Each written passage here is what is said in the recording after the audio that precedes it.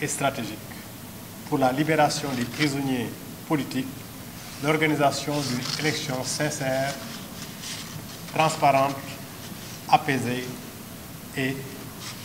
tout à fait inclusive. Donc li ñu bëgg a wax mooy benn bi mooy F24 defoon na benn opération internationale pour Macky Sall du nekk candidat bi ñu paree ci opération boobu dañuy dugal léegi benn campagne internationale boo xam ne liñ ciy wut mooy informer yëgle dénoncer retet li nga xam ne mooy fi démocratie bi toll te mu yàqu bu baax a baax fi nga xam ne liberté yi ñu ngi koy salfaañ ci réew mi donc campagne boobu ci semaine bi lañ koy commencé fu nekk ñu dem fa yëgle li nga xam ne moom la njombe bi am ci réew mi di yàq démocratie bi di faagaagal liberté yi li ci topp mooy bëgg nañ alerter itam pour que ñépp xam ko xam ne gouvernement bi fi toog ma bëtam yépp mooy naka lay def ba des fi te naka lay def ba des fi dafa ay manœuvre yu muy def te manœuvre yooyu buñ ko ci bàyyee Sénégal dina nekk ci guuta parce que li ñuy wax aventure du chaos moo fi am donc loolu aussi bëgg nañ ci def campagne bu mag a mag Sénégal ñépp xam ko birim yére yépp xam ne bu ñu bàyyee Macky Sall ak gouvernement am ñu continuer def leen neex ci réew mi bu boobaa réew mi dina nekk ci guuta moo tax F24 taxaw ne président Macky Sall dafa war delloo si xelam ñu di ko lancer un appel boobu nag liñ ci jublu mooy gouvernement bi bàyyi li nga xam ne moom la fi nekkee li mu fi nekkee di violence répressive maanaam ñi nga xam ne bokkuñ ci nguur gi féetewuñ ci ñoom ku ci yëngatu ku ci sëqat ñu boom la ñu tëj la walla ñu pes la koo xam ne fekkoo yaa ngi ci ñoom lu la neex nga def te loolu day tax tension bi bari ci réew mi tension ak terreur bi nga xam ne moom lañ teg ci réew mi prison yaa ngi fees dell wax nañ ko sànq liberté publique yi ñu ngi koy salfaañe loolu lañ bëgg ñu xam ne dafa war a dàkk ci réew mi moo tax ñu koy woo pour que mu bàyyi loolu gis nañ ne bàyyi na candidature troisième mandat bi nga xam ne amu ci yoon gis nañ ne levé na blocus ci kër Ousmane Sonko yaakaar nañ ne loolu lu baax la waaye loolu mu jublu ne continuer boor boobu te bàyyi li nga xam ne mooy tëj mooy duma nit ñi mooy toroxal nit ñi te loolu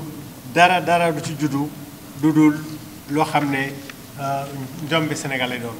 donc ñun li ñu bëgg mooy mu déglu F24 déglu population yi ba ñetti poñ yi nga xam ne moo des ci charte F24 ñu satisfaire ko li wóor mooy F24 taxawaayam du fa jóg am na ñetti poñ yu des ci taxawaayam bëgg nañ mu antu benn bi ak beneen bi mooy prisonniers politiques nañ leen génne wax nañ ko waxaat lu ñu mun def pour que prisonniers ñu génne ko lu ñu wax pour ñu génne ko dañ ko def bu fekkee dialogue la bu fekkee waxtaan la bu fekkee ne manifestation la lu ñu war a mun def pour que ñu libérer leen dinañ ko def beneen bi moo boole ñaar yëpp mooy élection inclusive maanaam bu ñu beddi kenn bu ñu xañ kenn mu nekk candidat ñi nga xam ne war nañu nekk nañ leen yemale yi ñoom ñëpp li nga xam ne yoon tëral na ko ñu jaaral leen fa ñi nga xam ne war nañ jàll ñu jàll waaye du moom Macky Sall ak gouvernement am ñoom ñooy tànn ku leen neex pour ñu dem moo tax parrainage bi nga xam ne def nañ ko assemblée parrainage boobu doyuñu parce que problème logiciel bi muy problème fichier bi yëpp dara réglé wuñ ko moo tax d'ailleurs ñu encouragé député yi ñu def benn recours pour ñu xool constitutionnalité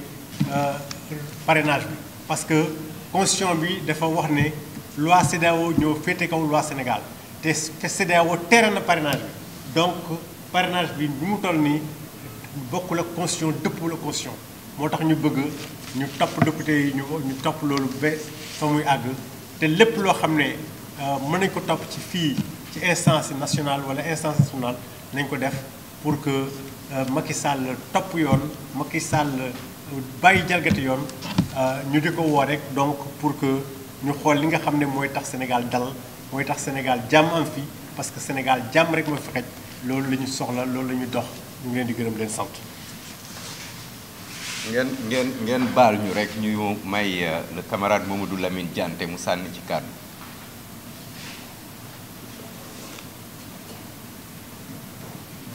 Asalaamaaleykum. Merci Abdoulaye, monsieur le coordinateur. Vous me permettrez tout d'abord de m'incliner pieusement devant la mémoire des Sénégalais qui ont péri dans l'océan Atlantique, mais également des 25 citoyens qui ont péri ce matin dans un accident de la circulation. Je pense que c'est une situation qui est déplorable pour notre pays et des mesures doivent être prises pour arrêter cette vague mortifère dans l'océan Atlantique, mais également les nombreux accidents de la circulation sur les routes du Sénégal. Je crois que pour revenir à ce qui nous réunit ce soir, il s'agit de la situation des libertés dans notre pays. On se rappelle tous quand Aliou Sané a bénéficié d'une liberté provisoire, de ce qui s'est passé entre son avocat et le juge d'instruction pour pouvoir lui décerner une liberté provisoire. C'est vrai que la loi a donné des pouvoirs exorbitants au parquet, mais c'est cette même loi qui a donné également au juge d'instruction le pouvoir d'un contrôle à minima, parce que toutes les réquisitions du procureur doivent être dûment motivées, c'est-à-dire donc c'est sur la base de faits matériels et tangibles. Et lorsque ces faits ne sont pas avérés, le pouvoir est donné au juge d'instruction de ne pas suivre le parquet dans son réquisitoire. Et c'est ce qui a été fait sur la base des preuves produites par l'avocat de M. Aliou Sané. Le juge d'instruction a noté que la réquisition du procureur n'était pas dûment motivée et viole ainsi la loi, et il s'est permis donc de décerner une liberté provisoire à Aliou Sané. Aujourd'hui, il est à noter qu'il y a un usage abusif de l'article 139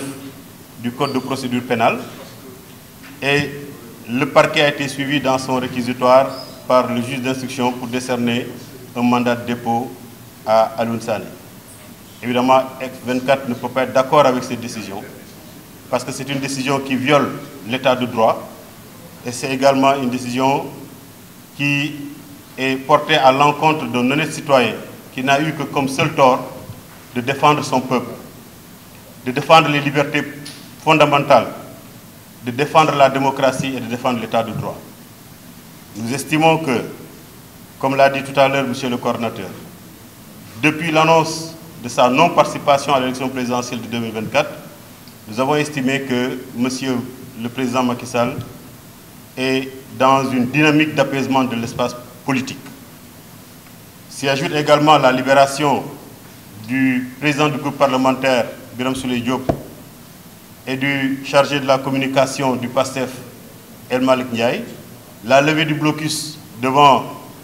le domicile du président Ousmane Sonko. Nous pensons que voilà la dynamique qui doit être poursuivie pour que l'apaisement du climat politique soit définitif et que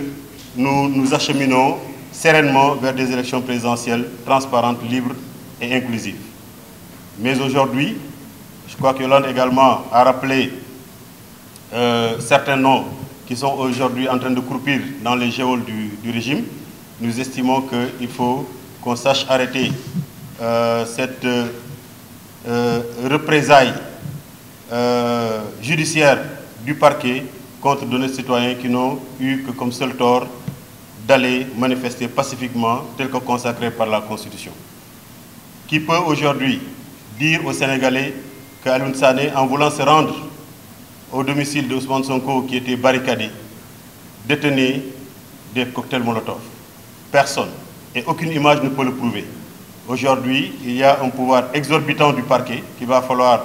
revoir, mais également que le droit soit dit au nom du peuple et que tous ces prisonniers politiques-là puissent bénéficier d'une liberté